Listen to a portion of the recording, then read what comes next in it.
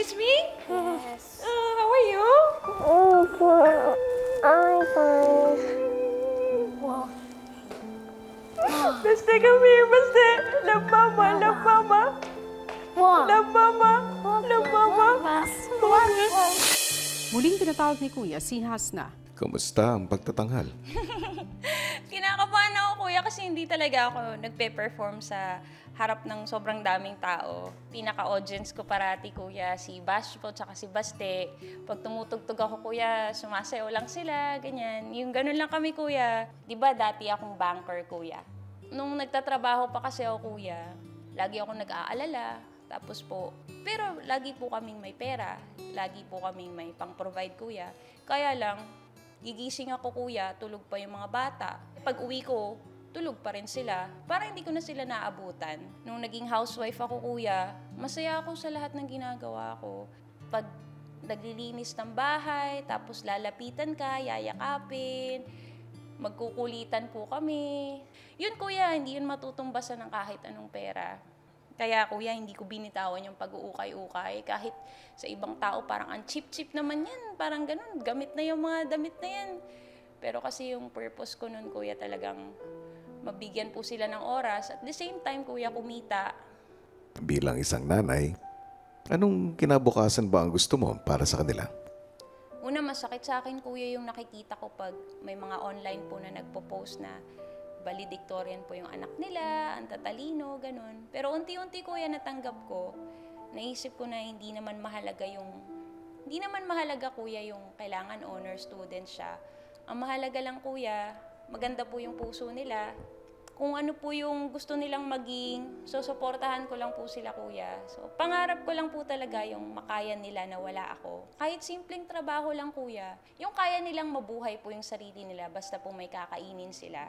Hanggat kaya ko, kuya, hanggat may lakas po ako, tutulong po ako sa kanila na magtrabaho. Dito kasi sa Pilipinas, wala pong masyadong opportunity po para sa mga meron pong special na pangangailangan, kuya.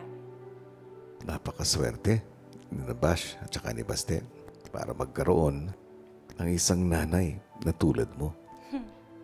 Hindi ko alam kung ano ang dadalhin ng kinabukasan. Pero sigurado ako na hanggat naandyan ka sa tabi nila, maliwanag ang hinaharap nila. Thank you po, kuya. Sa gitna ng kanilang usapan,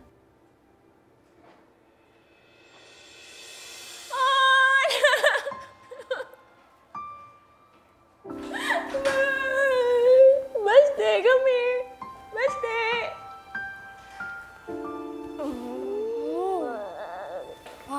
Baste, come here. Did you miss me? Yes. How are you? I'm fine. Baste, come here. Baste. Love mama, love mama. What? Love mama, love mama. Love mama, love mama. Ouch.